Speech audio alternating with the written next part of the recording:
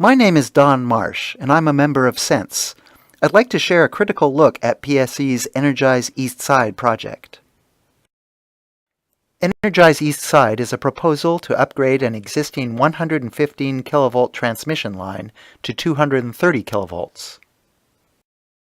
The line will run through 4 Eastside cities: Redmond, Bellevue, Newcastle, and Renton. PSE will run 6 power wires plus 2 data cables on steel poles up to 130 feet high. We would like to show you a photo of what that would look like, but PSE says there are no poles in our area that are currently that tall. To give a sense of the scale, here are people and 2-story houses dwarfed by the pole. Here is the wooden H-pole that we have along the line today. At 60 feet high, they aren't exactly pretty, but they aren't so tall that you can see them from far away. 80 feet is the height of a tall tree. The new poles and wires will extend far above the tree canopy, making this transmission line a prominent feature visible from miles around. People living and working in downtown Bellevue will see Mount Rainier and the power line. It will affect all residents in our area, not just those living in the shadow of these huge poles.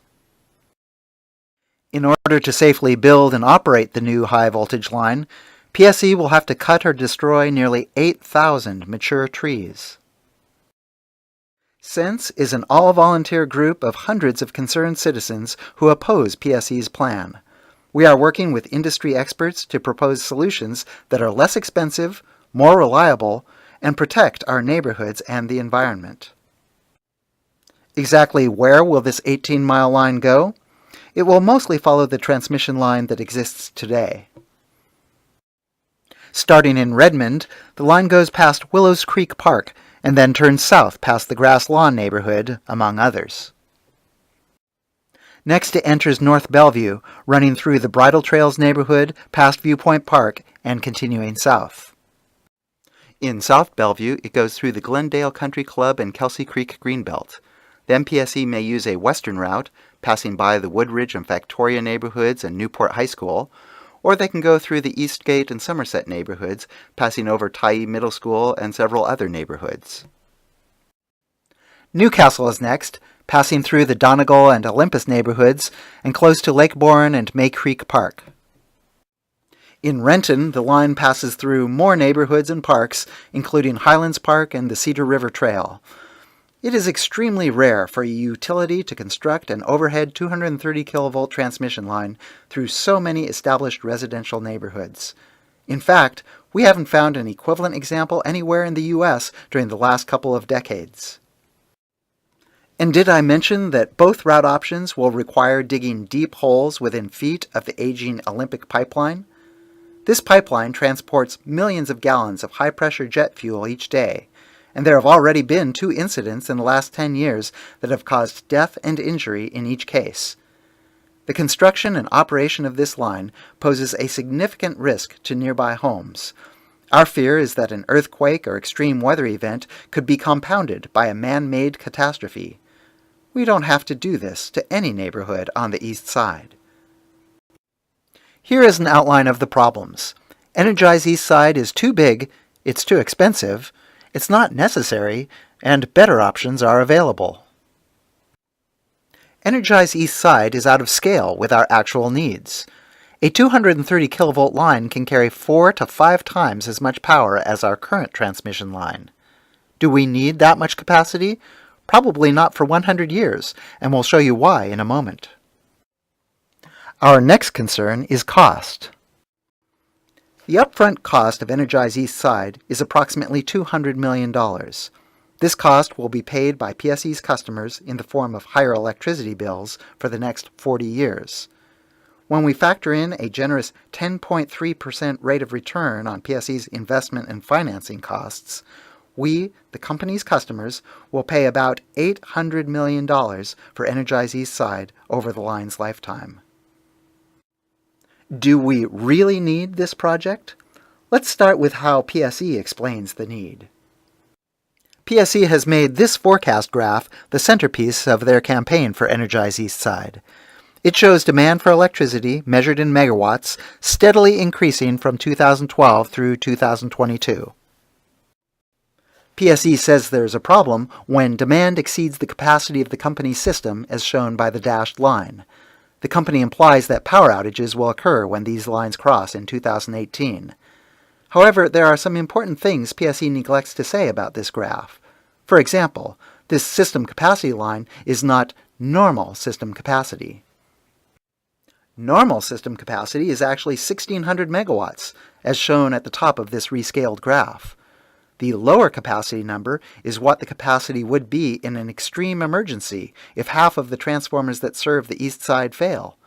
That's not just a rare event. It has, to our knowledge, never happened before. Likewise, this demand trend is not normal everyday consumption. PSE is showing the highest electricity demand that happens during the coldest winter weekday, a situation that happens only a few hours each year. Here's a list of all the assumptions PSE is making to justify their project. First, 2 out of the 4 transformers that serve the east side have failed. Next, it's a very cold winter day with temperatures below 23 degrees. PSE is serving electricity during peak usage hours. Although it's unlikely that these first 3 conditions will ever occur simultaneously, the system could handle it with no power interruptions.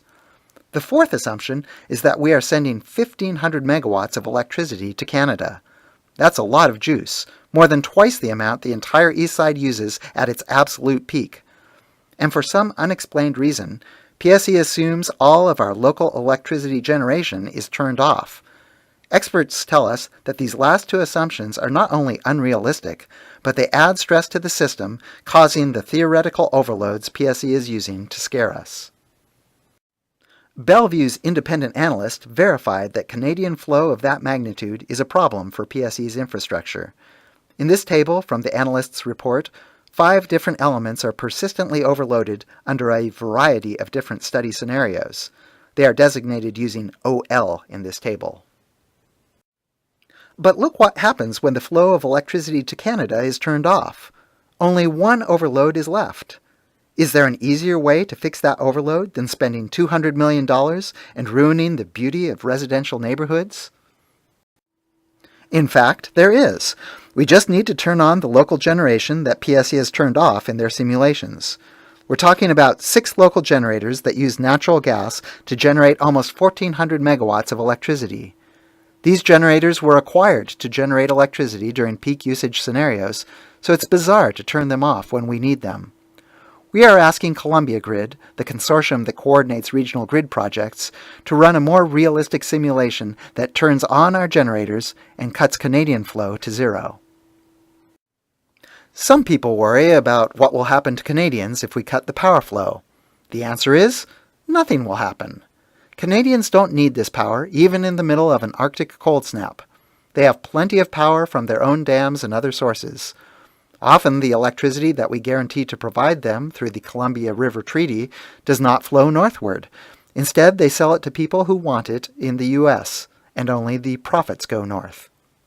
If this were a real issue, BPA and BC Hydro would have built transmission lines that are promised for this purpose in the Columbia River Treaty. Both entities have chosen not to build those lines in order to save money. It is not the responsibility of PSE's customers to cover for their decision to economize in this way. Now you've got the whole picture. PSE is using a phony scenario to scare us into coughing up hundreds of millions of dollars for a transmission line that is not needed by local residents or Canadians.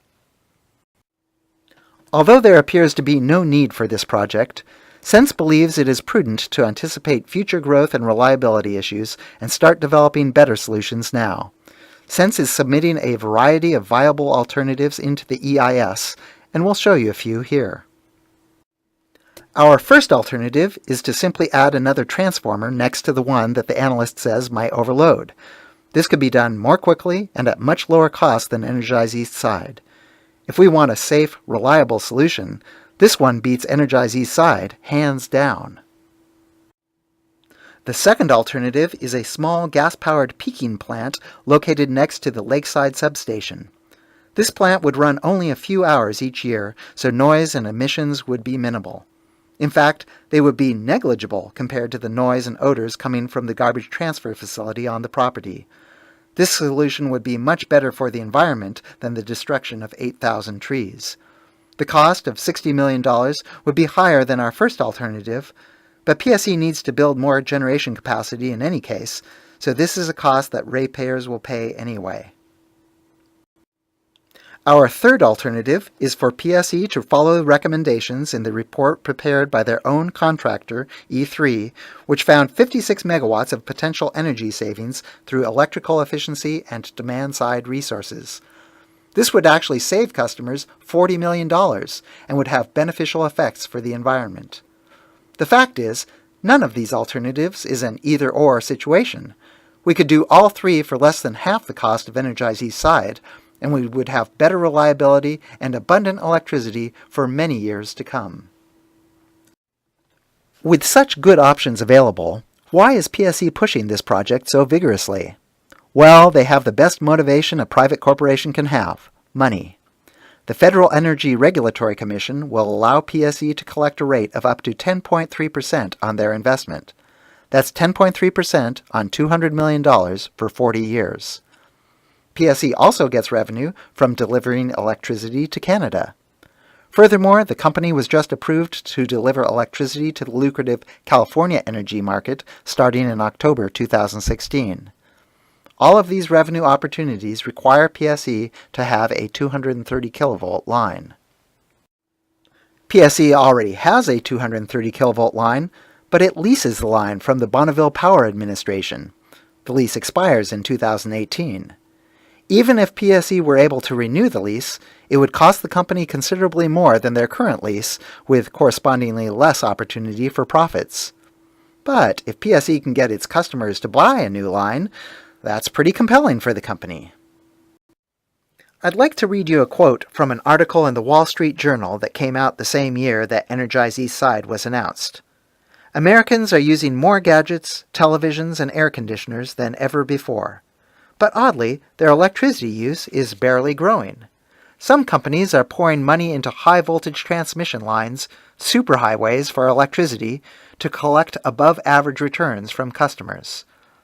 We think it's reasonable to ask if this might be happening in our case. If PSE is taking advantage of us, what can we do about it?